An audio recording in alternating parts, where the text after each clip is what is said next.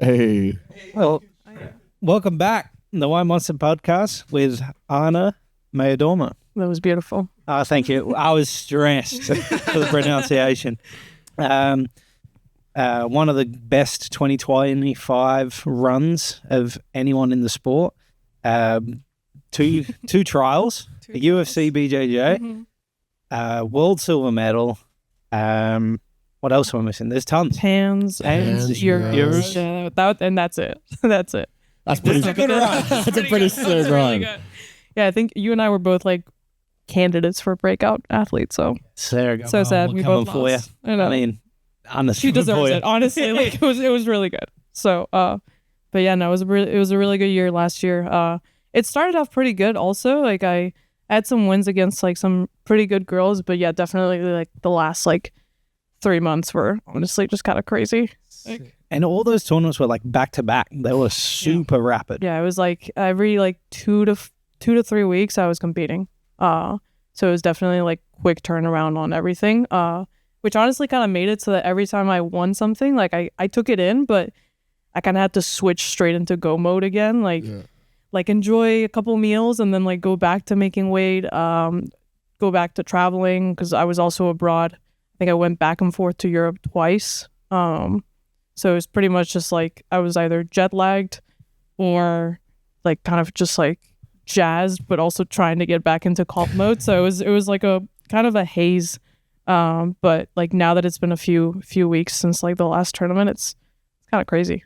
Yeah. People don't appreciate how hard it is, that trip to Europe, going back and forth. Dude. Yeah, and like every time you think you have the jet lag down, but you don't. Like every time it's different. And then you come back to the US and you're like, oh, this jet lag won't be so bad. And then just that one time it is. But yeah, no, like definitely I underestimated how much traveling was gonna mess with me.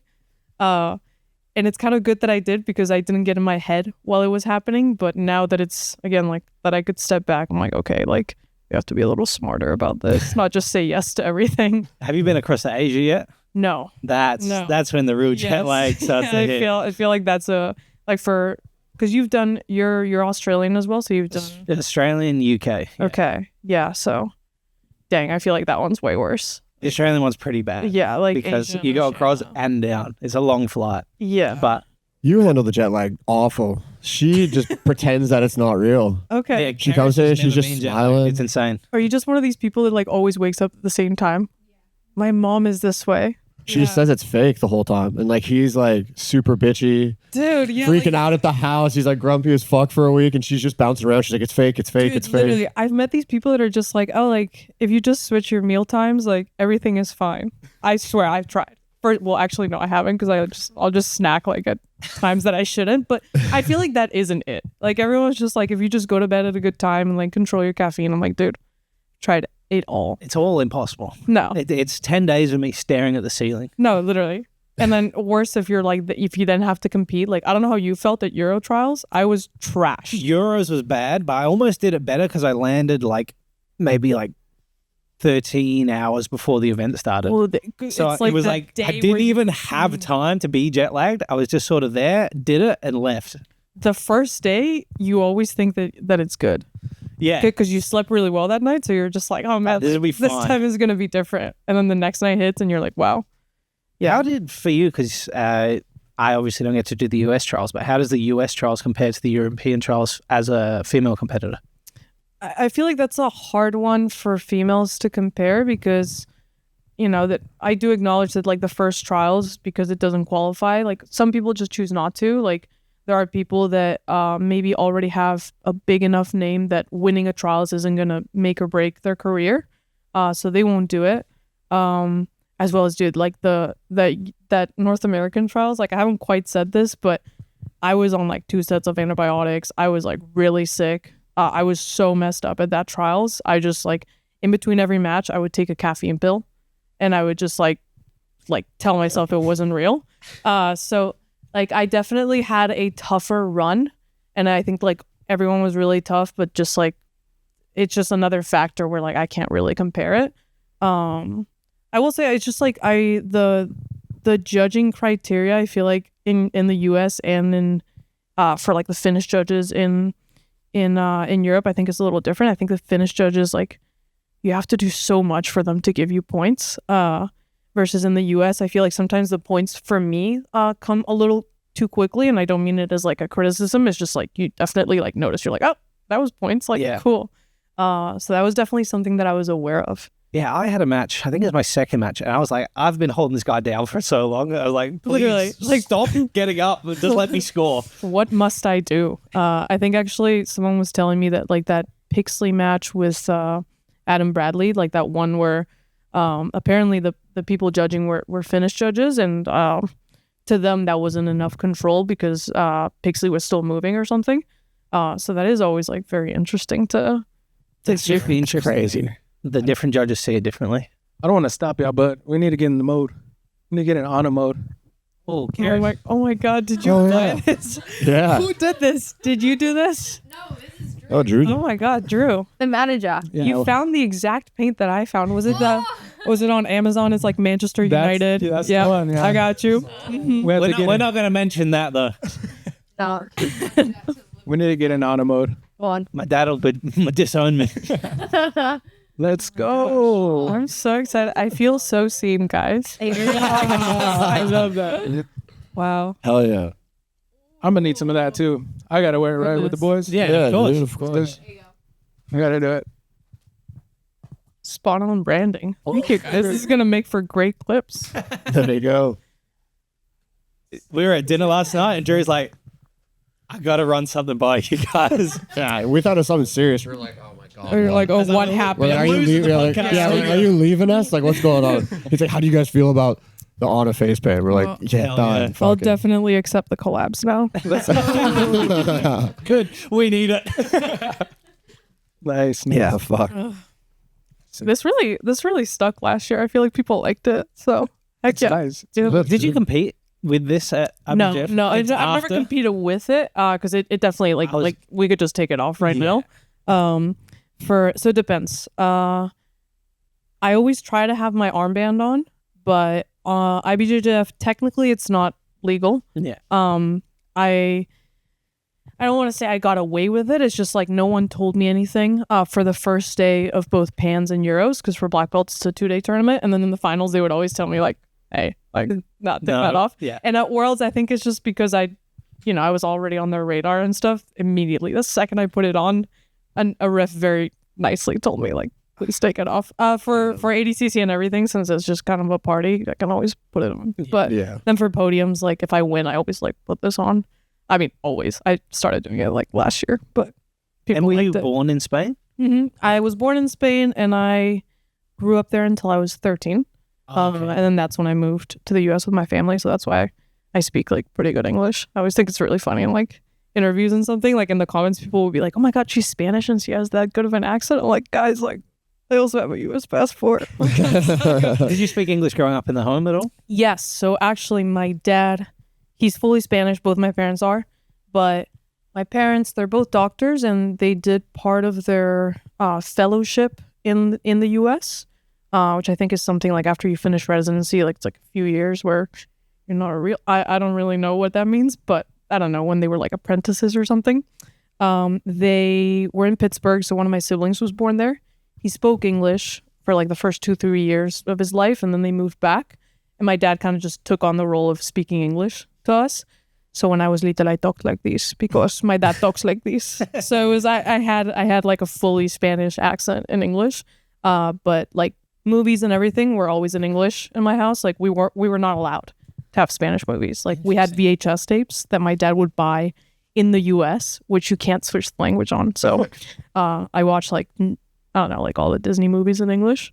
So then when I moved here, it was more of a, like I had a weird accent and I didn't like that. And I had never like spoken to people my age in English, but I could speak to adults really well because I could speak to my always dad. spoke. So like those interactions were normal. Wow. So It's such a skill to have, especially real. as a young person to be bilingual. I'm terrible. I only speak English and very poorly at that. I lived in Japan and like I can get by, but it's At least not you can good. get by. Like I feel so bad. Like now, like moving here and meeting so many people who are like from everywhere. yeah. and they're all like, we speak 2-3 languages, and I'm like, You're sick. like, We're the wow. one place on earth that are just idiots that speak one language. I I guess. remember when I did Euros in the gi 2019. Oh God, a gi, Bronze medal at 73 kilos. Too. Was this in Lisbon? Yeah. Oh gosh, I'm walking through the streets and It's like 155 pounds. dude, that's crazy. In Portugal, they decriminalized all drugs. And these drug dealers on the street were speaking 5, 6, 7 languages to like sell drugs to tourists. Yes. And I was like, you could be in the embassy back home in Australia. Yeah. No one speaks any languages. You could be a spy for us. Yeah. You could. Holy fuck. You could have a full-on career instead. It's definitely funny, like seeing people from around the world and the grasp they have on so many languages. And I think like coming from England and Australia and being in the US, we take it for granted that the world is speaking English predominantly. It's just if you don't need it, like I also get it, you know, like it's just, I don't know, like I think a lot of times when you live in Europe, at least growing up for me, it's just countries are so close that you're definitely going to encounter people that speak something else, as well as, man, depending on the economy, like it might be a reality that you're going to have to live somewhere else, or the chances of you living somewhere else are very high. So I feel like that's just what ends up happening is like you might need it, therefore you might as well learn it. And definitely I think just English is very needed. So if you then just know English, I feel like it's just so difficult to make yourself speak something else, as well as it's kind of like, I don't know, it's kind of embarrassing to like be bad at something. So it's like, that was the thing I found like when I was living in Japan was like, especially people I was around, I was more nervous to talk to them in Japanese because I was like, oh, I'm going to embarrass myself. But I would practice all my conversations with the lady at the convenience store, you know, because I'm like, if I mess this up, I'll just go to a different convenience store, you know. literally, dude, I was just in Poland and I knew like three to four sentences. Polish is tough. Polish is so difficult. When we were in Poland, dude, that was one of the first times that I was in a country where I was like, yeah, literally, I have no idea what's happening. Yeah, shout out Like- Bartosz. Bartosz, he's obviously Polish guy. He's come out and trained with us a few times. He picked me up and then guided me through. Dude, thank God for him. He's the man. No, like Poland, I was thoroughly confused, like everywhere. I was like, I can't read this. Like, and if it was someone older, they probably didn't speak English. And I was like, wow, we're literally communicating through hand gestures, and nothing that I know is going to help here. Like, no language. You've got to go. Poland's beautiful. Yeah, I'd be down to go. You got to come for ADCC, dude. I mean, You're going to qualify for ADCC and come. Earn we'll your see. ticket. We'll see. Yeah, fuck. That'd be sick, though. I mean, like, growing up in Canada, like, we had the opportunity, like, there's French immersion. For sure. So they're like, oh, yeah, you guys speak French. But my dad's, like, some old dickhead cowboy. He was like, you don't need French. Like, you're fine. And I was like, all right, cool. But now that I'm older, I'm like, man, I wish I It's did such a it. nice skill to like be able to switch. It does make learning other languages like a lot easier too, Yeah. because you have like two different things to like try to connect to. Yeah. Oh, dang, Dad. I know. But like now I'm just full on like that old tourist guy. Like we all went to Euros. I went with like Kieran and all them. And Kieran taught me, he was like, his hearing, like, dude, he goes in. He tries to get like the fucking accent. He's studying everything. wow, Oh, okay. dude, Kieran Yeah, like studies, like it's like he buys like instructionals on like how to be Italian. How to while be a we're there. native. It's Okay. crazy, dude. But he was like, I heard him order something and he said like pomodoro, and I was like, what the fuck is that? He's like, tomato. And I was like, running with that rest of the trip.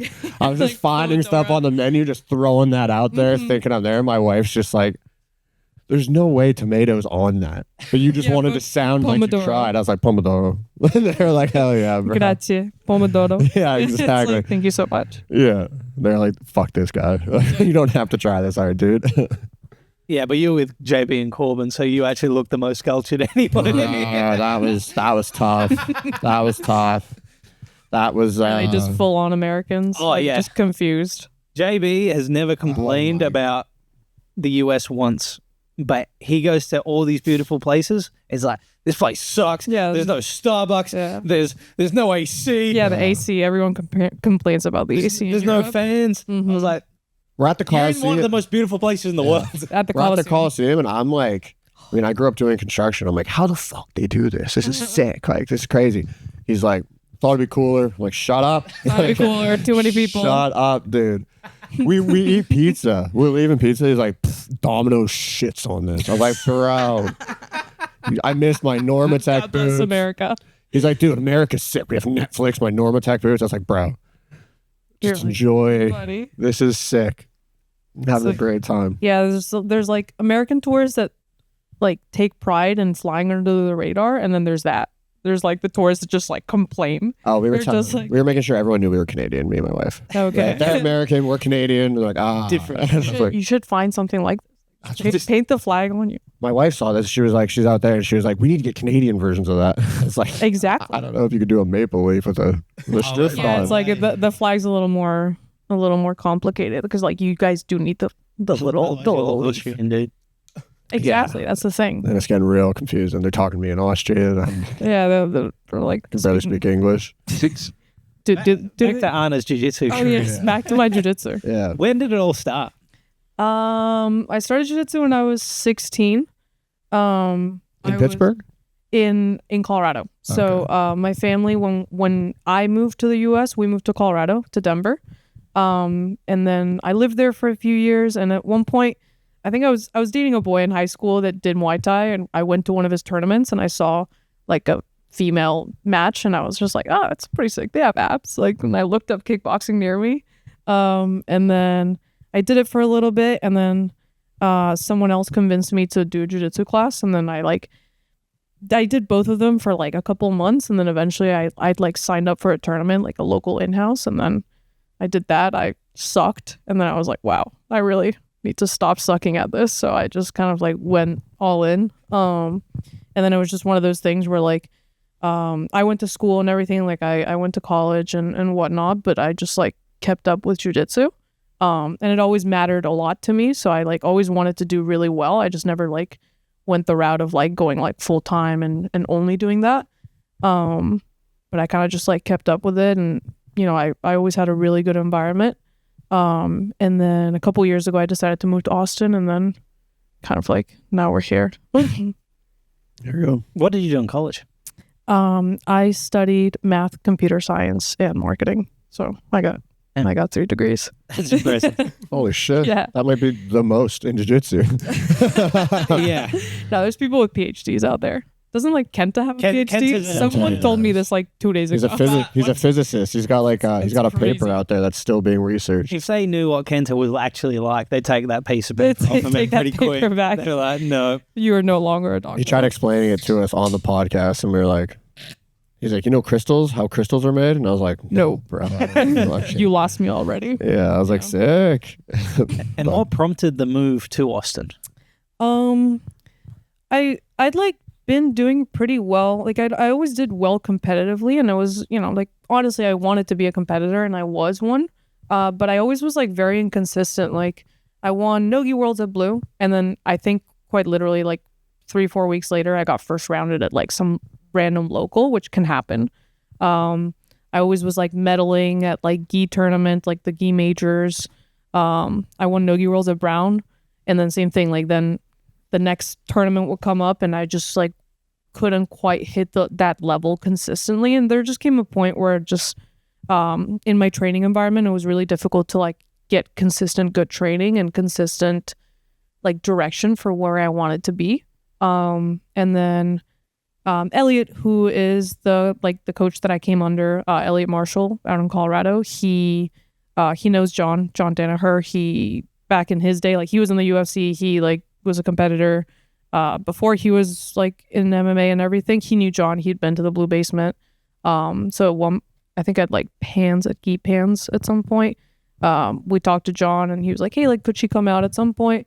And I did. And at first it was just like to get some good training, and then eventually like halfway through that trip I was like, oh, like this is kind of what I need. I think is just like coming into a room and like being surrounded by a bunch of people that kind of want this too.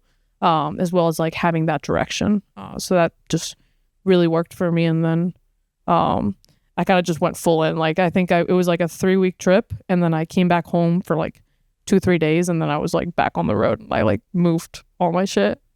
So yeah, no, it was like a little impulsive, but I think it was like a long time coming. Like everyone in my environment was super supportive about it, and everyone was like, yeah, like we were kind of waiting for this. Yeah. That's sick though. I mean, it worked out. It did, definitely. It was like, it worked out, and I got confirmation. Like, I got a lot of confirmation in like just a little bit of time.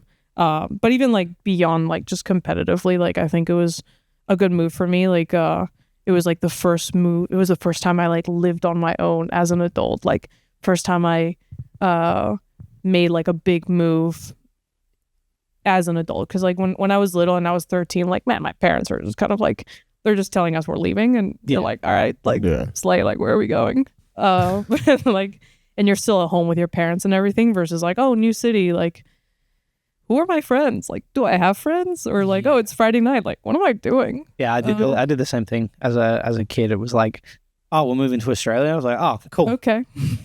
And when you're home, it's like, it's the same. But when you leave that outside and you're like, oh, I actually don't know anyone. Whereas you do that as an adult, you're like, even when you're home, you're like, oh, there is no one here.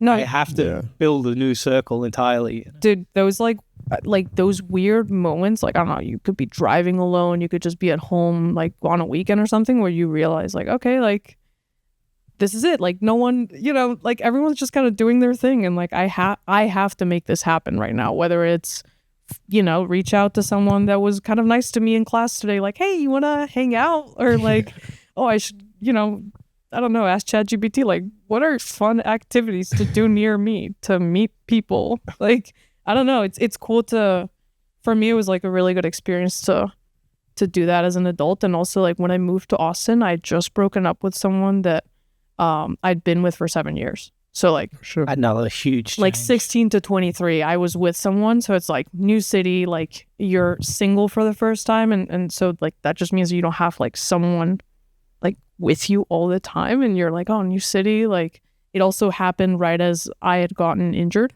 So I had like a pretty big neck injury from a car accident. So it was like a really, like, the move to Austin was really interesting because like so much shit came together. That now, again, looking back at it, I'm like, wow, that was a fucking lot. Austin slid in my DMs. That's how we became friends. I was back home. He hit you up? Yeah, I was back home in Australia. I get a message from this random dude. 2 a.m. He's like, I saw you. Wait, would it be 2 a.m. for me? It's like, I saw you use body lock pass, and how do you do that? And then I came back and we were like, oh, we became best friends. Yeah. I was just like, yo, show me how to do this pass. And he was like, yeah, sure. Came back. And then we're going to get rid of him. We live together. You're in my fucking house. I can't get rid of you. You're driving my wife's car. What narrative is this? Basically married. Taking the car with me too. It's my car now. Like, but yeah, it's definitely, we just drove from Canada not knowing anybody. And it was like a cheat code because, like, I mean, at least me and like my like wife have each other, right? So it's nice, but like you have to like make more friends. And then it was easy for like guys are retarded. It's so easy. Like, you just go to class, you go into class, and then you're like, okay, we have common things. What's up? And then it's like, okay, now we're gonna hang out. Yeah, like, that's what it is, right? Like, it was like, but it is weird at the beginning. Like, oh, I have to make. It's like I'm from like a smaller town. The same group of friends I've had since I was 10. Yeah. Like, so like at 26 or 27, or at 27, 28, I had to like. Oh, I have to make friends. Yeah, it's like this is so weird. Like, how do I propose this to someone? Yeah, you want to hang out outside of this room one time? That's a foreign concept to some of the people in that room too. Oh my god! Yeah, hang out, and they're like, yeah, like is that not what we're doing now? I was like, no, no, we have more time outside. Would you like to get food? Yeah, dude. They're but also I think like, in jiu-jitsu, because they're typically in a competitive room, there are more guys than girls. Like, I think also it is a little easier, just like as a guy, you're just hey, like, do you want to just get food, versus like, depending on the room, there aren't those many girls, and obviously like you can be friends with a guy too, but like, no one in this room is dumb. Like, you also like have to like kind of like keep boundaries and whatnot. Definitely, like, it is really interesting to have to make friends as an adult in a sport where I think the concentration of people with like very particular social skills is that was the most high. Very nice. You said that nicely, for sure. We can all agree that jiu-jitsu attracts a lot of people that are a little socially awkward, and then like, Oh my god, there's times where everyone's gone, like ADCC and stuff. Obviously, I'm not there. All my all the guys I hang out with are gone for like a week, goodness. and then I'm at the gym and I'm just looking around. I'm like, who are these people? I don't. This sucks. I'm like, do I like jiu-jitsu or do I like the hang? Like, what's going on here? Like, why? What the fuck? Like, Or sometimes it's people that just actually only want to talk about jiu-jitsu, and you're like, dude, stop, please. yeah. You guys have a good number of women training though. Yeah. Definitely, yeah. I think when I came, there were it kind of ebbs and flows, right? And as I'm sure, like kind of like what you just said, where like sometimes people have competitions and whatnot, but especially now that like when I came, it was like my team was new wave, and like I'd go to Roca, and then sometimes I go to Henzo's where John also taught, and now that it's just Kingsway and there's just one gym open to the public, like I mean, when you guys went to B team, like that was already what was there, but like for me, like that change was really big, because now when there's visitors, like they all come to the same room, versus sometimes there'd be visitors that maybe didn't have a Roca invite because there was just only so much space that you could have, and then it'd be like, okay, well, I want to train with them, so I'll go to Henzo's, but then I want to go to Roca too, and then like everything was a little split up. But now that everything's in the same place, it is really nice. Like, Because I imagine it'd be hard, like when you're at Roca, because it would have been only you, Helena, and what was this other? Trinity Pun was there. Trinity, okay. She still is. Trinity, Katie Hooven, who has been training with like Gary and John for like ever. I'm blanking right now, but definitely like there were girls. It's just like any other gym, like sometimes it ebbs and flows. Like people get injured, Exhibit A. People get injured, people travel, because I think a lot of people have moved to Austin, so everyone goes back home at some point. So definitely the move to Kingsway was like a big upgrade. Sure. Yeah, because I imagine like you said, like you'd have to go to like Henzo's, kind of be like, hey, I'm gonna go. Yeah. I just want to get different looks with people. I want to do this. I want to do that. Like, Or sometimes it's just like I appreciate all the male training partners, but dude, like even when people are training really well with you, like if you're, I don't know, 80 kilos, like even if you're watching your weight, like it's still 80 kilos just like over me. Yeah. Or like, you push me in a way that you think is like appropriate, but like, dude, like that was like a really big push, versus when you train with someone like around your size, like dude, like you actually wake up the next day and you're like, oh, like my body doesn't hurt. Like this is so slay. Yeah. yeah. Coming up in Colorado, was there a lot of like women like tournaments that you could enter, or were you competing against a lot of the same women, or did you have to like compete against guys sometimes too? Back home, I remember there was a couple tournaments where like the girls would have to like, Dude, that's they'd crazy. notify and be like, hey, a woman's going to be in this division. Whoa. And they were like, she says yes, like, are you guys cool with that? And then people would be like, it would be like all the smaller guys, but it'd be like, because there's like, I'm from like a small area where there was like no. That happened to me too. That's crazy. Compete against women. No way. Really? Oh, that never happened to me, but definitely like smaller divisions. But when I was in Colorado and I was mostly competing locally, because it was white and blue belt, like I feel like those divisions aren't that difficult to find people. Like if anything, you just get combined into like an absolute or something. And that was before I realized that like weight does matter. And I would like delude myself into being like, oh yeah, like I can just sign up for absolute. This is going to be great. And then, I came online and I realized that's not actually how life works. But in Colorado, I feel like I definitely had to compete against the same girls. Like it would always be like me and this other girl in the finals of like every local tournament. It was so bad. But I also started competing at like IBJJF opens and whatnot like fairly early on. So I feel like you kind of encounter the same people over time, but I got like a good variety coming up. Like I was never, I also am not in a difficult division to find girls. Like I think a lot of girls are my size, versus if you're like 49 kilos, like that's really rough. And if you're like really tall or just like in the bigger divisions, like those are also difficult divisions to fill, I feel like. Yeah, because even those divisions for men are small. Yeah. Because I've had the same thought process. In the Asian trial, 66 is stacked. Dude, 66, yeah, for sure. 66 for men, and then like over 99. Literally, I think there were like 12 entries this time. That was all the 8 they could find. Yeah. Walking around the street, be like, free entry, free entry. Milazzo, my one of my best buddies back home. He's a bigger guy. He's a purple belt, but he competes a little bit. and it does well, but not to like an ADCC level. But he was on honeymoon in Thailand. It's like, man, if I enter and win one match, I'm getting an ADCC medal. You know? No, literally. He Like, should have, dude. Because he's athletic for a big guy. Yeah, one-handed cartwheels at 300 pounds. Big boy. 265 right now, Harry. I'm sorry. Shout out Manjaro, dude. Yeah, I've had the same thought process because like then I get humbled pretty quickly. Like before Worlds this year, I was like, I'm gonna do super heavy, and they're like, why? And I was like, there's like 5 people in the division. like they're less athletic. I was like, I feel can ankle lock 2 fat I dudes. can sweep those guys. I was like, that's money. And then D1 linebackers in no, there. And you're and then I kept looking at the division. I was signed up, and I was like, ankle lock 1 fat guy, I'm podium. Ankle lock 2, I'm in the finals, and who gives a fuck, dude? Easy. And then all of a sudden, it was like, I checked it, going through the list, and it's like Michael Pixley, and I was like, nope. back down. Yep. Doing that. I was like, medium heavy, here I come. I was like, I'm not you ankle feel- locking him, dude. You feel one of those people's like collar ties, like a division up, and you're just like, yeah, no. Like Yeah, back I down. rolled at him and Nick that week, and I was like, okay, well, they're not going to be in my division. And then Michael Pixley hopped in, and I was like, you know what? It'll go down. Well, You're like, I don't feel like getting darsed at Nugget Worlds. Oh. Did he just darse everyone? Is that what happened? it looked like he just manhandled everyone. ragdolled everyone. Dude, Just like Yeah. name a move. I was really happy when he got his black belt. I was like, dude, I feel like Michael's been a black belt for. Not me, dude. You're like, fuck. Yeah. Do you IBJJF? Very rarely. Yeah. Very Yeah. sparsely. I tried to get him to come to this one this year, but he didn't have points. Yeah. Oh, that's right. I do.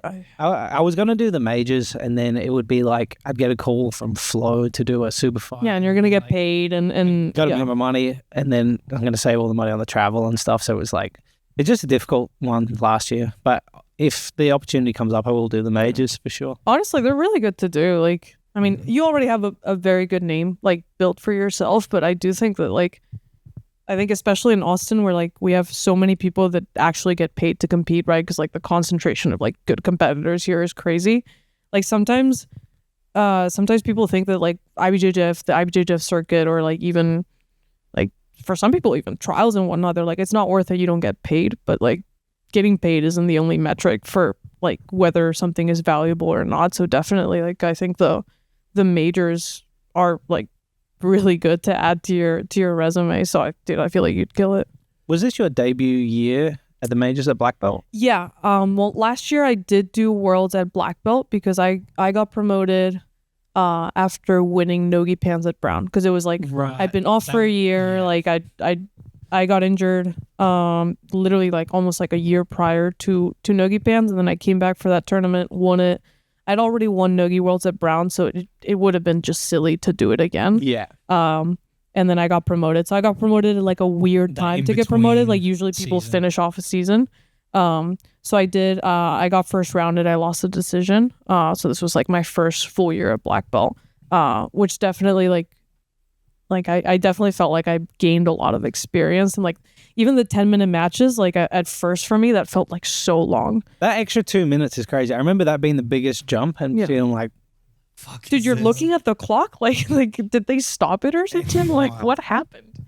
Or like I feel like I don't know. Also people are so good in the IBJJF circuit. Like I think they're very smart fighters, and not to say they're not dangerous. I like also, but like they're so strategically sound that for me at first, like that messed with me so much. Like I would psych myself out of matches because I was just like, this person knows how to win, like no matter what. Like They're going to score an advantage. Or dude, look I would busier. just rush. I would just rush, or I would do the opposite. I would just kind of like fall into that like lull, and then all of a sudden like I'm getting scored on, and you're just like, wait, what happened? And the match is over, and you're like, this match felt like forever, and then the last like minute just went by, and now I'm like, there's like an advantage on me, and I don't know where it came from. How was that transition from the color belts to black belt? Because for me, it was like interesting because I got promoted to 2026 will be my 7th year at black belt. So a long time now. And for a while, it was like I was fighting guys that I sort of came up with through the color ranks, but then you hit guys that you looked up to for Dude, 10 plus years. And it's tell me like, what? about it. Like, I remember calling my dad being like, hey, I just got offered a match with Felipe Petta. Remember when we watched him when I was a blue belt? It's like, for me, it was like, wow, it's like starstruck. But you can't let that happen because you're like, oh, I have to beat these guys. You know? Yeah, yeah. So how was that for you? Ooh. I feel like it wasn't so much the belt, because at the end of the day, also like especially specializing now in nogi, like belts don't quite matter. Or I guess especially like around here, like you like now that IBJJF isn't everything that you can do, like belts don't quite matter. But yeah, definitely you hit like names that you're like, holy shit, like am I about to go against this person? Yeah. Like I can list all their accolades like by heart because I've watched all their matches. I think there just comes a point where you like I personally made the choice to like stop admiring people but just like respecting them. And then I just like for example, I'm kind of like past the point of like idolizing certain people, which I think for me was like a really big step. Like I used to idolize so many people, and then like I would feel them in a match or in a training room and I'd be like, oh, like obviously they're phenomenal, but like I'm phenomenal too. yeah, like or okay, like even if like you do very well against me, like okay, well, like honestly we're just like a few exchanges away from like things looking very different. So I think if you can just like normalize that and like expose yourself to high level people around your size, and around your like general like division, like if you do nogi, like probably like expose yourself to a lot of nogi people around your size, like I think you kind of come to that conclusion on your own. And I feel like different people say what I just said in many different ways, but really it just comes down to that. Like feel these people, realize that like your level, whatever it is in this moment, like you're not that far off more than likely. And if you are, then like clearly like you got shit to work on. And sometimes if you feel like your level is that far off, sometimes it helps to like just see footage of it because maybe it's just your perception. But like for me, I feel like black belt or like just competing against higher level people, once I stopped just thinking that they were on a different level, like that helped me a lot. Like even I feel like this last season was like a great example. Like I feel like the last few months I just kind of went against people that I thought were really good, especially in the IBJJF circuit, that a few months before I would have just like crumbled if I saw their name. Like I remember the finals, or like I remember Pans actually. I went against like the 3 girls that I went against. One was Nikki Sullivan, who like I looked up to literally since white belt. Like she I think has medaled at trials multiple times. The second girl I went against like won it all at the colored belts and like mauled everyone, like would ankle lock everyone, would like kind of hurt people, like not in a bad way, but just like, yeah, she was like dangerous. And the last girl was someone that I thought was just like really good at strategy. Like she beat Maisa Bastos, who's like impossible to beat in IBJJF rule set. So it was just like all people that like I feel like before I would have just looked at their accolades and looked at like what they did to other people, and I would have been like, oh god, like what if that happens to me? Versus just being like, dude, this is just like an exchange, and like it's just an exchange of techniques, and like I'm also at that level. Yeah, those girls are like looking at you now, being like, oh, fuck, I gotta fight. Which is so funny because like it's, I laugh about that because like 6 months ago that they wouldn't have had that factor. And I'm better than I was 6 months ago, but like not by that much. Like I didn't have this crazy jump in skill. I just kind of had a jump in like assertiveness on the mat, if you will, and like I just had a little bit of momentum going on for me. But like it is just really funny that like mental factor, as someone that like I know that now sometimes when I go against people, like yeah, I can see it. Like I'm like, oh yeah, you're nervous because you're going against me. Like that's just funny to me. It's also funny because like I'll definitely have that with someone, and then I'll have to remind myself like, oh wait, they're also going against me. Like that's crazy. The best is when Liera came to the gym. Michael Liera. Yeah. So Austin wasn't familiar because he didn't really train. Didn't know who Liera was. No idea. Oh my god. Me and Chris were losing it. We're like, I can't believe Michael Liera's here. I was like, can we train for this, please? He's like, I was like, man, his guard's impossible. He's the best in the world. And Chris is like, I couldn't do anything. I was just like, I've never seen you guys do less than around. We were both like starstruck. It was absolutely ridiculous. This guy came in and I was like, oh, he looks like he's like some skateboard guy. And then they're like, oh my god, that's Michael Liera. And I was like, who the fuck is that? I was like, can you do a kickflip? Like, what the fuck's going on? And then they're like, you're an idiot. Fuck you. You're a piece of shit. And I was like, dude, I trained 6 years. I have no idea who this fucking guy is. Right. And then he came over, and they literally shut down. Yeah, like they're It was engaging so- in the garden. They're They were just like, no, they just sat, like, even talking to him, they just sat there, like, head down. And I was like, That is so and I was like, you guys gonna go talk to him? They're like, oh, whoa, wait. I was like, we don't "You-" want to be over. I just walked over. I was like, yo, Michael. And he was like, what's up? And I was like, I'm Austin. He was like, what's up, man? I was like, do you want to come train? Do you want to drill? And he was like, yeah, I'd love that. And I brought him over. It was like, I was like, I don't even know. I was like, got him over, drilled him a little lured bit. him over. And then I looked. He's at the bar and he wants to Oh talk to my the girl, God. you know? That's what it's That's what it was. I was like, hey, come here.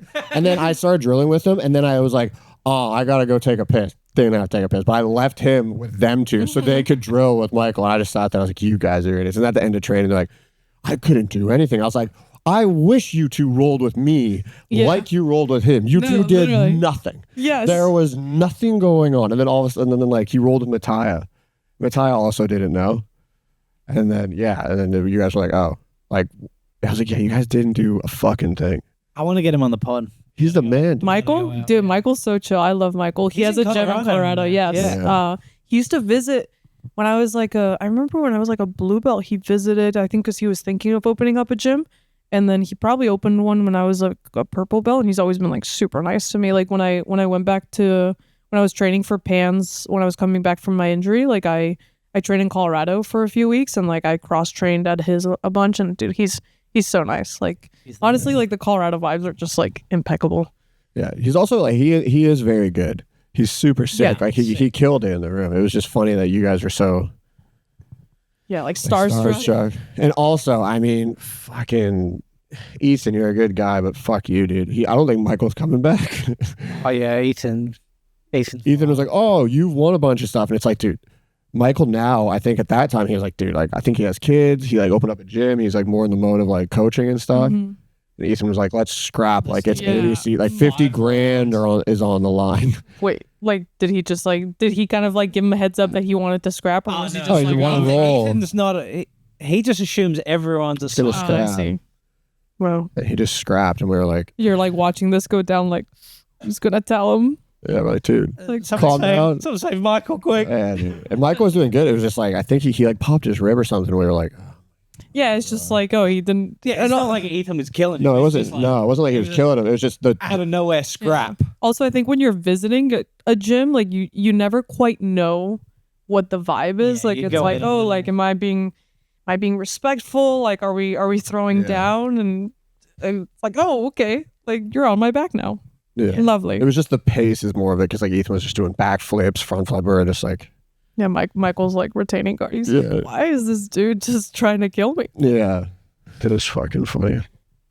But it is funny to like see that in a training environment and then be like, why the fuck do I do that in competition? Like, I feel like that's a good example of like, oh, like they just approach Michael like he was made out of gold or something. Like, oh, wow, I probably do that at some point. I should not do that. I do that with everyone and anyone. Dude, it is just crazy when you're like nervous to compete, like the dumb shit that you'll come up with. Oh. Like, you're like, wow, this person has like a good guard. And then you're like, wait a minute. Like, I have good passing. Yeah. Like, what the fuck is wrong with me? He's driven like we've talked about this a bunch on the pod, but like he'll drive around when I do like all these opens and shit. And he'll like coach like me and Corbin and like a bunch of the guys. And usually I just don't shut the fuck up. I'm just constantly like like ripping jokes, like I'm just annoying as fuck, just going. But then all of a sudden I start competing, and he'll just look at me and be like, "You're quiet." I'm like, "Yeah, I just puked in the bathroom 4 times, and I'm Yeah. about to get the shit kicked out of me." And he's like, "What are you doing right now?" And I'm like, "Yep, but we'll try, I guess, you know." And he's like, "No, snap out of it, like stop." Like he'll try to stop me right before I get into this mindset of like I'm just freaking the fuck out. Does that happen before every comp, or do you feel like you do it when you go against certain people? Everyone. Everyone, right? Everyone, yeah. It's weird. I grew up playing sports too, and I had friends who would puke, and I was like, "What are you guys doing?" It's like, "Who You're cares, pathetic. bro?" I was like, "This is lame." And then like trials, first match, I was like, "All right, won by sub." Second match, there was someone who was like had a bit of a name, and I was like, "Okay, cool." And then I like ran to the bathroom, puked 6 times, came back out, and they're like, "You good?" And I was like, "I don't Chilling. know, feeling great." not great right now, but you know." But yeah, it's just something I just got to work on. I think it's more of just like I build everything up in my head, and yeah, but we're working on it. Working on it. Working on Always a work in progress. it. Yeah, exactly. On that note, what's next competition-wise? We saw you post today about the actual qualification trials. Yes. So for people that don't know, because I feel like it's crazy. People even people that compete don't realize this. So for ADCC trials, every region has 2 trials. For the male divisions, that means that if you win, any of those, like you will qualify for ADCC. For women, because it's half size, like the brackets are half the size of men's. There are 2 trials, but only the second one of every region counts. So I won the first one in Europe and the first one in America, which people were also confused about. They were like, "Oh, you won the second trial." I was like, "What happened?" Filling up an entire bracket. Yeah. I'm like, guys, I just won 3. I just won a 3rd ticket to ADCC. No, I have to win this a second set of trials. So I have dual citizenship. So I'm gonna do the European ones first. My plan is to not have to do the Americans. Like, I'm not really even I don't even know when the date for the Americans are. So I'm gonna do those trials, which will be February 14th, Valentine's Day. Get me a gold medal for Valentine's. And then I also am going to do Grapple Fest while I'm out there. So two weeks later, I'll do Grapple Fest. And then beyond that, I actually haven't thought much, just because it's ADCC year and really like the goal right now is to qualify for ADCC.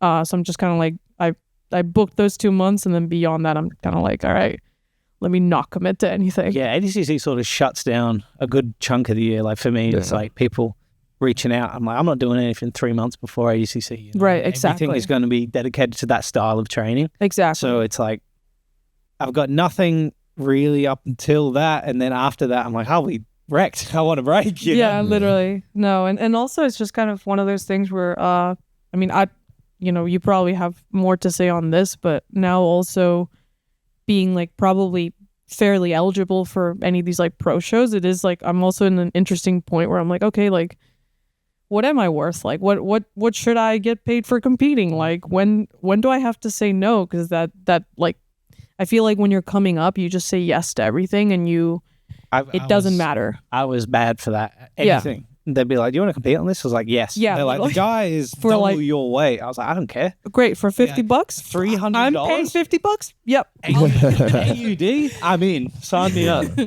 It's like, whoa, what a deal. So now I'm also kind of like at a point where it's like, okay, like that's a factor. Where I think right now, like to compete, like either it has to be really.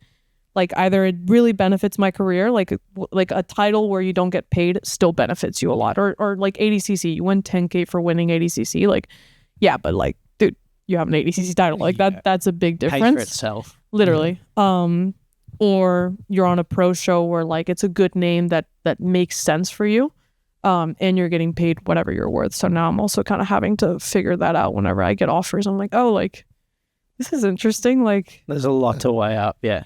I will say, like, I feel like that's a dumb thing from ADCC to be like, oh, these 2 don't count, but this one will for, like, trials. Yeah. Like because, again, like, I'm not, like, I'm just being, like, I'm not saying, like, obviously, the Asian trials, Joe had, what, 4 matches?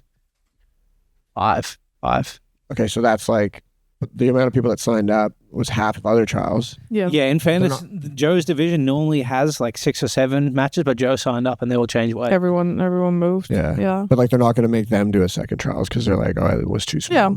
Yeah, or like they have done that before though. They have done that. They did that in Kazakhstan. They did that to Ben Hodge. 2019. What? ADCC? Yeah. They had to do 2 trials? Yeah, because everyone went to Kazakhstan for the trials. And then the day before, like, not enough registrations, doesn't count. That's crazy. And then Ben Hodge won his division. And then they're like, all right, we'll do 1 ticket for an absolute. And we'll maybe do the ticket. Yeah. Whoa. And they're like, if you win impressively, well done. And if you win impressively. Ben Sub, everyone is like, am I going? And they're like, what a Wild West. And they're like, we'll get back to you. Whoa. Yeah. It's okay. Like, my whole thing is like make a rule and stick with the like. Yeah, if it's trials, you get a ticket. Yeah, at least I knew that I wasn't gonna get a ticket. He was like maybe. Like, that's even worse. And then they gave him a ticket, and they're like, "Here's Gordon first round." Yeah, that was. Oh yeah. It's like we've all seen the highlight. Yes. Damn. Bringing back the tornado sweep. I'm sorry, Ben. I love Ben. I love Ben. You did great. That's a lot of work to get Gordon first round too. That's a tough fucking day. Ben took that in his stride though. He's like, man, that was like my opportunity to like make a massive name, you know? Yeah. For sure. So like, Yeah. he's like, oh, awesome. You know, had such a positive attitude go into it. It's like, I could have fight the best guy in the world. Dude, that's doesn't get worse than this, you know? Yeah. That's kind of how you have to look at it, though. For It's sure. like, what am I going to do? Like, throw a pity party for myself because I'm going against someone good? Yeah. Like, Yeah. dude, like, also, like, when you're a blue belt, like, you're, like, dying to go against people like this, and now you get to. So it's like, dude, Yeah. that is a good attitude to have. But fuck, like, if I won a trials and they told me you maybe get a ticket, I'd be so After anxious, you dude. fly- I wouldn't sleep. After you fly there, like just Kazakhstan's getting. not easy to get to from No. Australia. No, either. It's Kazakhstan like 3 also is like flights. pain in the ass in Yeah. general. Yeah. Fuck. They don't have Starbucks apparently And they don't have Starbucks. because of JB, you know. Shout out PJ Barch, located at White Monster in Kazakhstan Formula. Does he way. actually? Wow. Karis is sat in the corner here, and Karis runs Artemis Grappling Challenge. Mhm. And you should have Heard of it. seen how excited she was to hear that you were coming on. Oh my god. She's like, Right. can I sit in the corner for this one? I want to be there. I want to meet her. She's freaking out.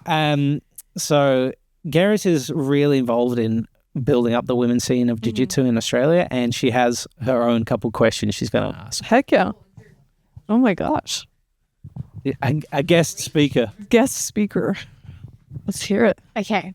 written down. Oh my She was running them by me before. There are levels to this game. It's the first time there's been written questions on the White Monster This podcast. is also the first time we've had a board written Yeah. out Oh, too. God. Yeah, Drew was like, make sure you've got 2 Everyone came up to me and Declan and they're like, "Do not fuck this up." And they're like, "You two are fucking idiots." Is it on? No, Nice. you guys are doing great. All right, first question was, if you could change one thing about competing as a female, what would it be? Oh, I boy. probably should have like given you pre-warning on these. Okay. The heavy questions not coming from me and Austin. If I could change one thing, I mean, look, like the obvious answer is just, I think I understand why it happens, but on any card, right? Like, let's say it's like a 10-match card. Typically, you see like 1, maybe 2 female matches, which it just lowers the opportunity for girls like to make a name for themselves, and therefore, like, I think it puts a lot of pressure on people to say yes and not really negotiate. So that is one thing that I would change. Not necessarily calling out promotions for not having matches.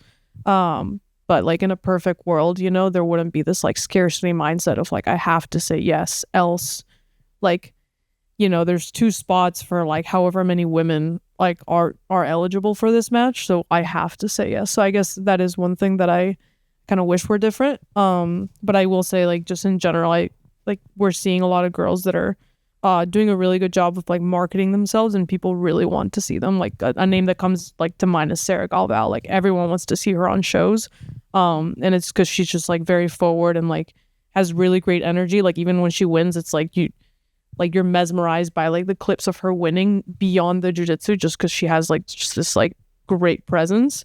So I think just like as long as girls are doing a good job of like marketing themselves, like you will see more opportunities come up. But yeah. I think there's also this conception as well that girls don't want to fight. Like not necessarily in like the high level as well, but like girls that are just like white belts, blue belts, purple belts, they don't want to like compete. And I think that's a massive misconception. For sure. I think it's almost like there's like the ego around competing sometimes, which is like maybe what's wrong about it. I think when girls are given the spotlight and the right like environment to compete in, actually girls can fill a card.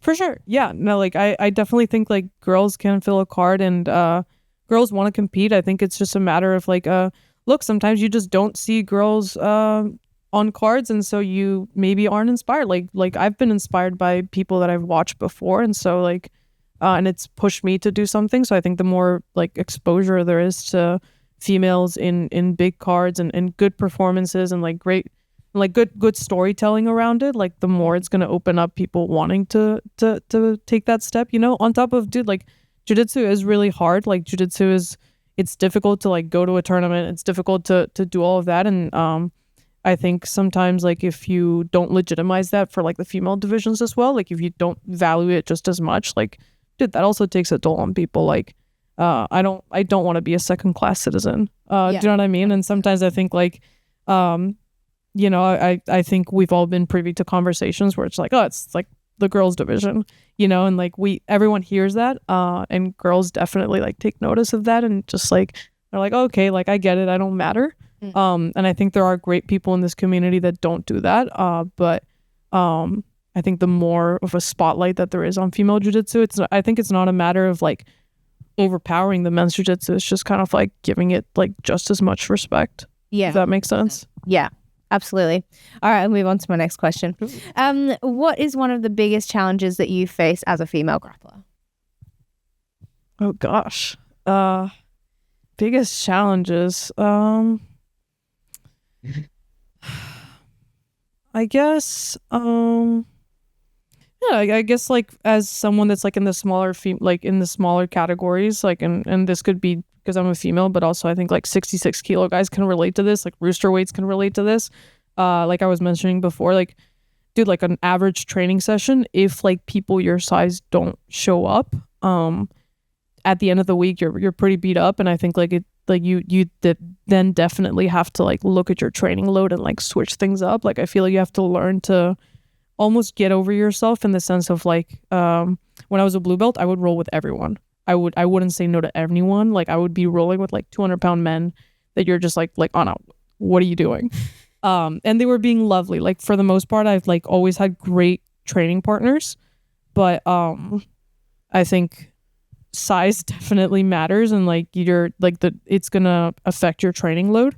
So I think like one of the hardest things is like managing that, but definitely I've learned to say no to rolls. I've learned to stop rolls. I've learned to give people feedback, which I think is really important in like a super respectful way. Yeah, 100%. That's super interesting because I have a very close friend back home who was like he actually had the first MMA fight in Adelaide. Before his fight was a show to the commission to legalize MMA. And he was a flyweight. Okay. And he was the first flyweight MMA fighter in the state. So it's like he's got no one to train with except big guys. Gosh. And it's the same thing. He had so many injuries because the understanding of training load was so different back then.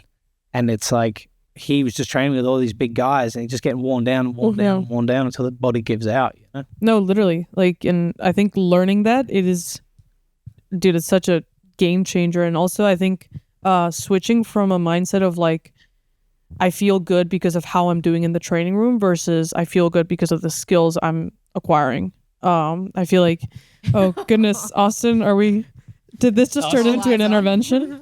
I'm so sorry. It's all good. It was not staged. I fully meant this. No, I feel like I recently I feel like really adopted that mindset, and like even actually coming back from that injury, when I was coming back I was super nervous to train. Like I was I feel like coming up, like when I started training, I was actually a very emotional person in training, and I got better about it. But when I was like dealing with the injury and thinking of coming back, I can't explain how scared I was. I was just like, dude, I don't want to hurt myself again. I was literally rolling to not get hurt. And that's actually when I started training almost exclusively with girls. And like I still train with a lot of guys, but if there's like a couple of girls in the room, I'll likely train with them like the entire session and maybe sprinkle in a couple of rounds with guys versus I literally used to just like if someone came up to me, I'd say yes.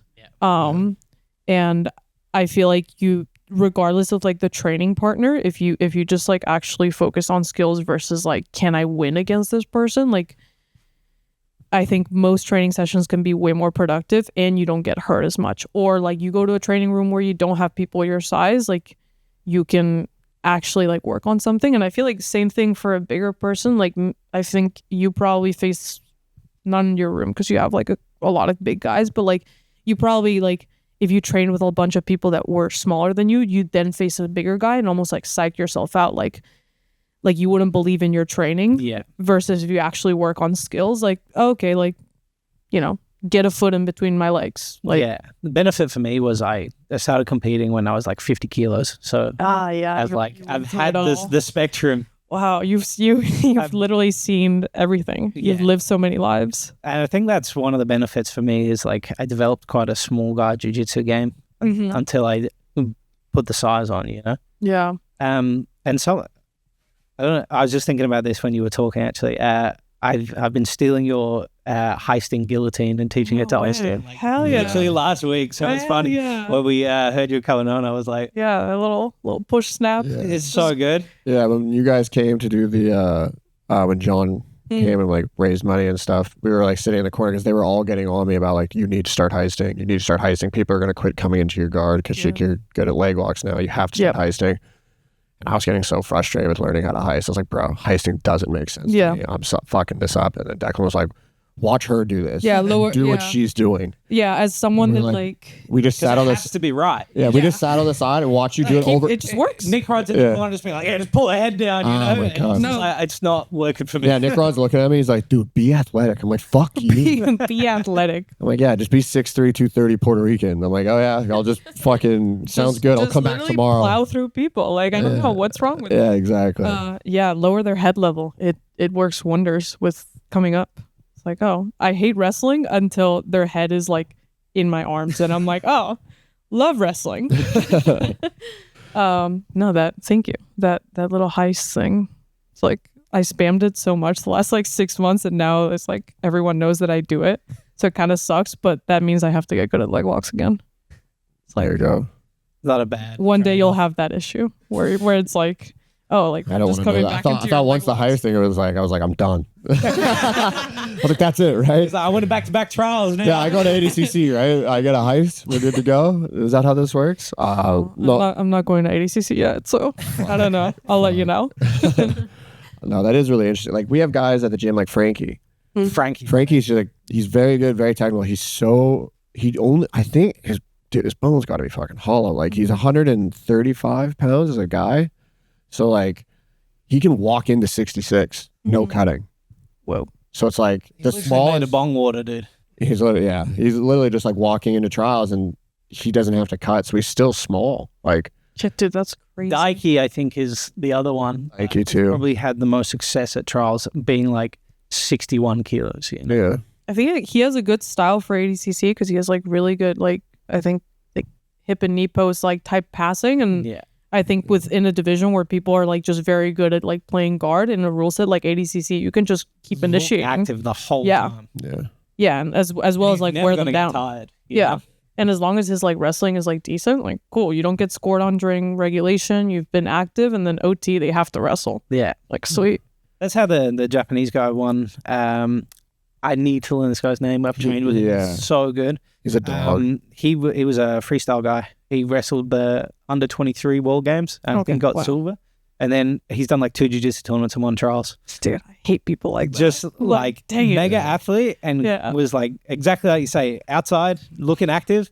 And then they go to overtime. And it's like, I've done this for 25 Pisses me years. You off. guys are Dude, fucked. literally, it's such a nightmare. Like when you get people like that, you're like, fuck, dude. Like my guard is good. I promise my guard is good. Just like switch the rule set up, please. Yeah. What gets me is like I had like an argument with Nick the other day because he's like, how long do you train for? And I told him, he's like, Sam. And I was like, I'm gonna cut this now. I hate. I was like, I'm gonna fucking hate cut people this like out. I was like, I get it. You and John were smart. You guys are like, this is a great marketing tool. 3 months, 1 trials. You wrestled since you were 6. Fuck you. Thank you. That Thank counts. you so much. Yes. I was like, I you did couldn't agree judo, more. you do judo or you wrestled? It's not. I won trials in 8 weeks. Dude, like let me like Fuck dude, you, dude. If right now I took the next year in my training rounds to only do stand up, like literally I was like, cool, we hit the ground, like stand back up, I would still count that as training jiu-jitsu. Yeah. So I'm just saying, like guys, I hate it so much. guys, if I only did wrestling for a year, I would still say I've trained jiu-jitsu for however many years plus 1. Like I wouldn't be like, oh, I trained jiu-jitsu for so I many used years, to. but I'm actually taking a break now. I'm gonna do that. I'm just gonna do wrestling rounds, and if I ever do anything, I'm gonna be like, I haven't trained jiu-jitsu in years. That's how fucking gifted I am. I had boots on for the last 2, so fuck you. But between now and trials, I'm just gonna do wrestling, and then when asked like, oh, like how's preparation, I actually took a month off jiu-jitsu. Didn't prepare. Was on the couch. I haven't done a single minute of jiu-jitsu Yeah, in this last month. I've only done double legs.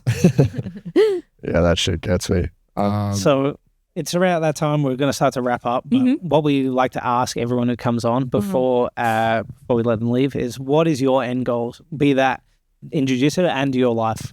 Oh gosh, like therapy questions. What is my end goal in jiu-jitsu? Man, I just like I enjoyed doing jiu-jitsu. Like I think anyone that does it to this level, at least at some point did. I hope everyone still does. Like I really enjoy competing. Obviously like we all kind of have a love-hate relationship with it, but like at the end of the day, I love competing. I think growing up, I like playing sports and everything. I didn't believe in myself or anything. So like for me, competing like on a personal level, it's very like, it's very rewarding. So obviously like I want to win ADCC, like I want to win Worlds. Those are definitely things on my radar, but I just kind of like, I really enjoy like the process of like, I have a competition, like here's the deadline, like let me get good at this set of tools. Like I think I've always worked well with deadlines like in my life. Like and so I really enjoy like having that date by which like things need to get done, things are gonna get like tested. That's those 3 degrees coming. Yeah, literally like that little like in some way like I always do this in my life, and so I just really enjoy like that process for me. So like as long as like my body can do it in the adult division, like that is kind of like my goal. Is like obviously I have those 2 big titles that are kind of like the North Star, but I just like I find that I work well like under pressure, and so like I enjoy it. So in a way it's just like get as far as I can as long as I enjoy it, which I think why not, like if I enjoy it, like I don't really think that I have like this like one sentence answer. It's just like I enjoy doing it right now, and like I'm a competitive person. In life, it's a great question. I feel like because I come from a family, like my family now lives in Spain except for one of my siblings.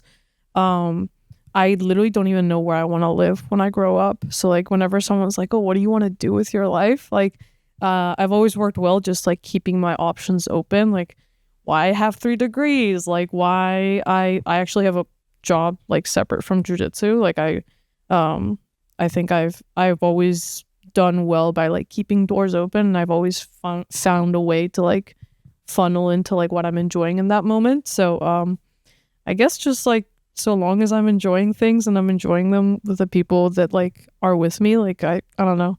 I don't really know right now, which is a very 25-year-old answer of me. I think that's a great It's a good answer. Also, like, I mean, we've said this, and again, sorry, Drew, because you're from here, but like, if you're from Colorado and you're also from Spain, No. I mean, not gonna stay in Austin, you know what I mean? like we're from a town that's like in the Rocky Mountains, and it was like designed at the same like city planner as Colorado, because it's very similar to like or as the same as like Denver. This is very similar, and like me and my wife here, we're like, man, we just fucking miss mountains. Like I took it for granted growing up. I was like, everywhere looks like this, dude. And then we moved here, and I was like, where the fuck? I was like, it's just flat. Like, the fuck is this? Let's go on a walk or let's go on a hike, and you're like, where? Like in a bush. Like the forest looks like a bush. It's a 20-minute walk and it's flat. Like, what do you mean a hike? Yeah, and they're like, oh, there used to be a creek here, but it's dry, and you're like, thank you. Sick. Anytime I go back to Colorado, I'm like, I know why I left, but why the fuck? It's crazy. Why did they all set up here? Oh, dude, God, literally, they chose know. like the flattest city in this whole country. They chose like, I don't know, like Austin is cool, but like just flat and hot. It's all the tax. It's all the tax. Yeah.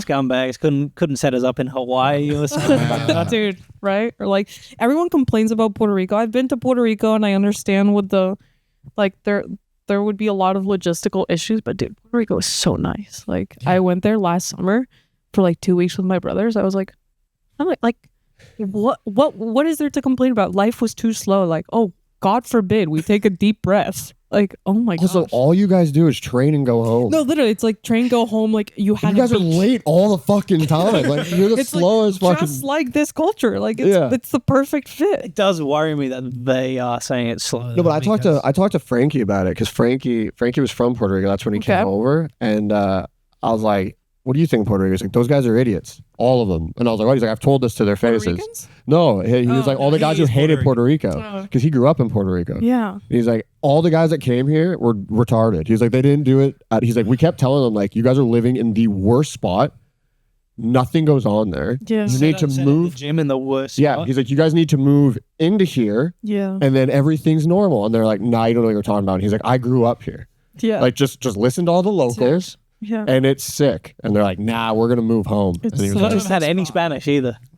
So no one like wow, I mean, Yeah, no one like, like immerse themselves Yeah. or like kind of. I mean, went to be out the fair, everyone saw Nick Rod's poetry. You think this guy's having a tough time with English? Puerto Rican dude.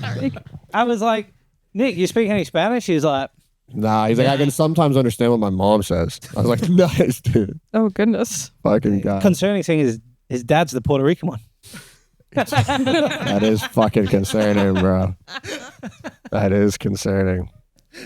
But no, it's definitely being from like the mountains and living here. It's kind of like it's cool. Yeah.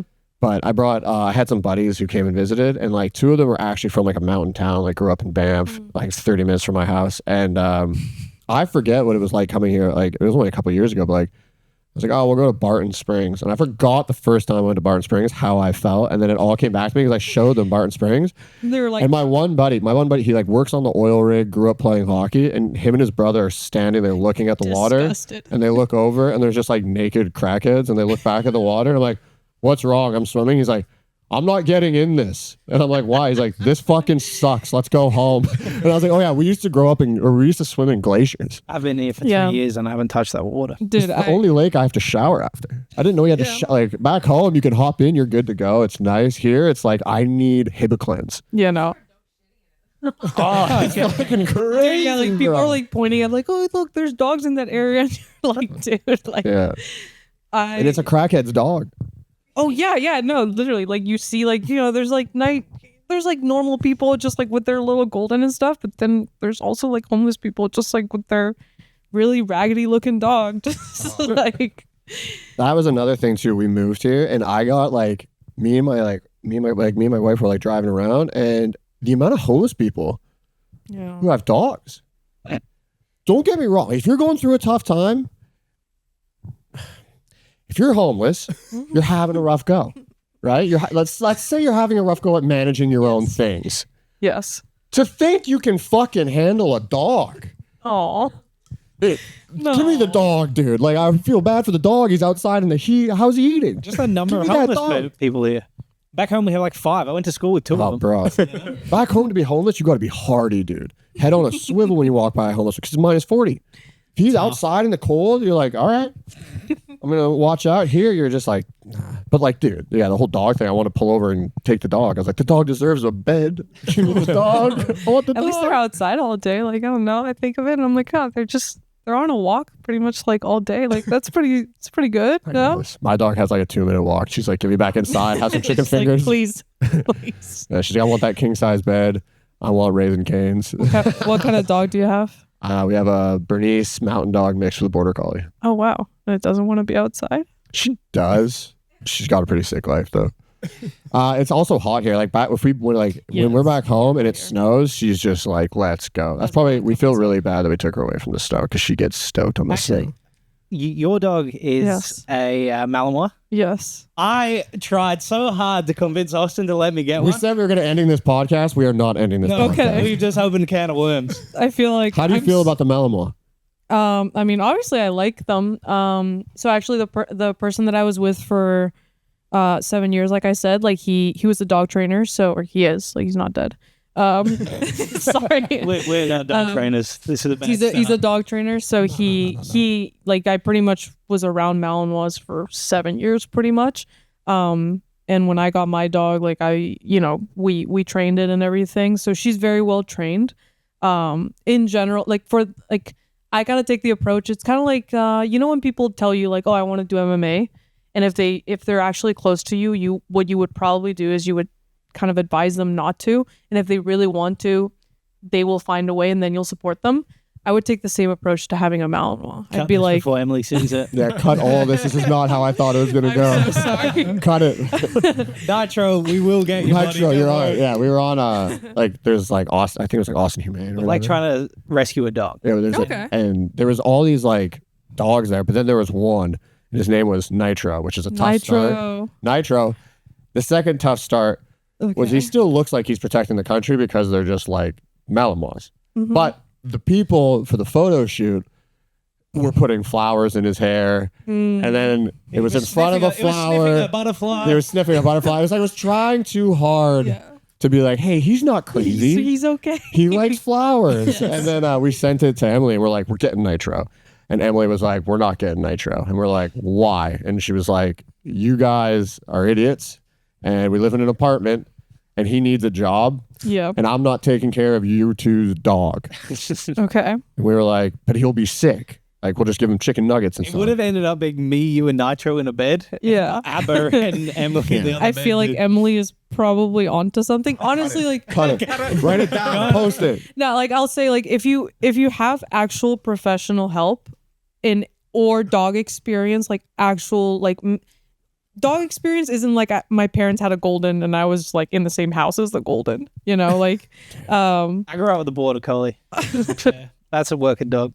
It was the laziest border collie you've ever seen. We'll introduce you to our dog, okay. and you'll be like, I'll wow, let you you guys know. should get nitro. No. Okay. Is that like anything, it's like just like as long as you actually train it, I think like Malinois are great. Like I love my dog. Like I wouldn't like anyone that meets my dog loves my dog, and like I think she's a bad example of a Malinois because she's like smaller and well trained and like mellower, even though she's still kind of like a little firecracker. But yeah, I mean as long as you train it and whatnot, like that's sick. But I just honestly think a lot of people get a dog and they're like, yeah, I'll train it, and they Never do. what they really mean is they'll watch like 2 TikToks when the algorithm like picks those videos for them, and they'll be like sick. Yeah. Yeah, Emily was sending, there's like this one guy on Instagram, it's like Uncle Charlie or somebody, talks about dogs all the time. Wow. And it's like, Did every the English guy? yeah. Yeah. And it's like every time someone says Malinois, he's like 0 out of 10 Oh. if you're an idiot. can't do it. You can't do it. Emily's just sending me this stuff. And then one of her friends. I'm sorry, Nitro. Yeah, fuck. And then Somebody who with dog experience in the Austin area, go adopt Nitro because Please we get can't. Nitro. Please. yeah, He likes please to smell the flowers. Yeah. It didn't help too. Like Emily's friends engaged to a guy who does like Secret Service, Ooh. and he's on the dog team. So he like raises Malinois. He's like, don't do it. And I was like, yo, I'm getting nitro. What you think? And he's like, don't get nitro. And I was like, what are you talking about? Don't get nitro. And he was like, nitro is going to rule your house. Like, don't get nitro. But then I made it worse because I got to meet his dog, Oh, and he was the most cuddly. Like yeah. when he's off the clock, like it's weird how these dogs actually, he's like, he kind of acts like a human. Like at work. Simulated for 9 hours. Yeah, I was like at work, he sits in the dog truck with they me. He's just crash. sitting there waiting. Yep. And you're like, okay. He's like, but off the clock, he's very cuddly. So like we went and hung out with him. This dog was like jumped over a table to get on the couch to lay with Yeah. me. Just laid with me the whole time. I was like, this is easy. Yes. I was like, this is the easiest thing ever. it's easy. What are you talking about? I was What's like, this guy's the man, dude. That's the thing too. It's like all those dogs, they're like, if you meet good ones, they're really well trained. So then people meet them. That's why like if someone meets my dog and they're like, oh, I should get one, I'm like, no, you shouldn't. We can cut this to make it sound like my dog's really good. I see. It's chill. Yes. We gotta cut Super I got easy. Take your time. it. Super cut it. Good decision. Yeah. You should do it. Hell yeah. Nitro. You heard it. That's what we're You heard finishing. it. Thank you very much. 118. No, but seriously, thank you for coming on. Of course. Thank you. guys. Yeah, you had a killer, or I mean, you're having like a killer, like competitive, like competition season. So it was awesome to have you on. And yeah, whenever you want to come back on, hit us up. Sweet. was a Thank good you time. guys. Yeah, I'm looking forward to 2026. Let's go. Hell yeah. Wuss.